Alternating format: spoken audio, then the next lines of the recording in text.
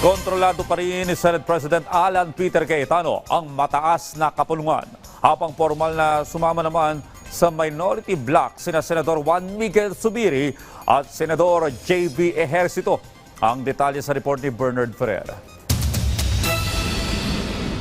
Nasa kontrol pa rin ni Senate President Alan Peter Cayetano ang mataas sa kapulungan matapos mapanatili ng mayorya ang manipis sa kalamangang 13-11 laban sa minorya. But it's a walk of faith eh. It's just, Lord, kung ilalagay mo ako dyan, lagay mo, biglang nilagay. Lord, kung tatanggalin mo ako, tanggalin mo na ako. So, I just have to make sure that every day is a day I really use to the optimum. Formal na sumama sa minority bloc sina Senator Juan Miguel Zubiri at Senator J.B. Ejercito na nauna nang nagpahayag na mananatili silang mga independent. Itinuturing ang kanilang paglipat bilang pagpapalakas sa hanin oposisyon sa loob ng mataas sa kapulungan. With the handling of the shootout here in the Senate,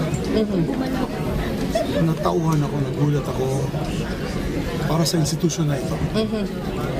At napaisip ako ng malalim. I prayed hard and discerned, I sought for discernment. And I said, it's about time that we make a stand. Na maiba ang pangyayari dito sa Senado, na maibalik natin ang dignidad ng Senado. Sinabi ni Ejercito na nagpasya siyang sumama sa minority bloc sa kabila ng alok sa kanya bilang majority leader. Sa most powerful position. Pero, kaya nga I thank you for the trust and confidence, but I chose to remain there. Senate President Cayetano ang nag-offer, sir. Yes. Nilinaw ni Senador Raffy Tulfo na wala umano aktibong hakbang ang minority bloc para palitan ang kasalukuyang liderato ng Senado. Sa kasalukuyan, binubuo ng 13 senador ang mayorya, habang 11 naman ang kabilang sa minorya. Mas maganda siguro magtrabaho na lang muna kami lahat.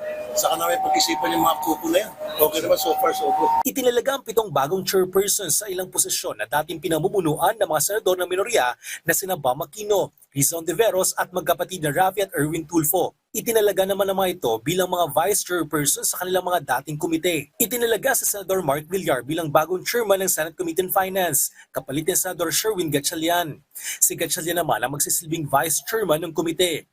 Ang Committee on Finance ang nangunguna sa pagdinig at deliberasyon kaugnay ng proposed national budget. Pinag-iisipan naman ni Cayetano kung sa Senador Pia Cayetano o sa Senador Rodate Marcoleta ang itatalaga bilang chairperson ng makapangyarihang Blue Ribbon Committee na nangunguna sa investigasyon kaugnay ng umano'y flood control anomaly. Hinihintay pa ang mga itatalagang chairperson sa iba pang mahalagang komite sa Senado.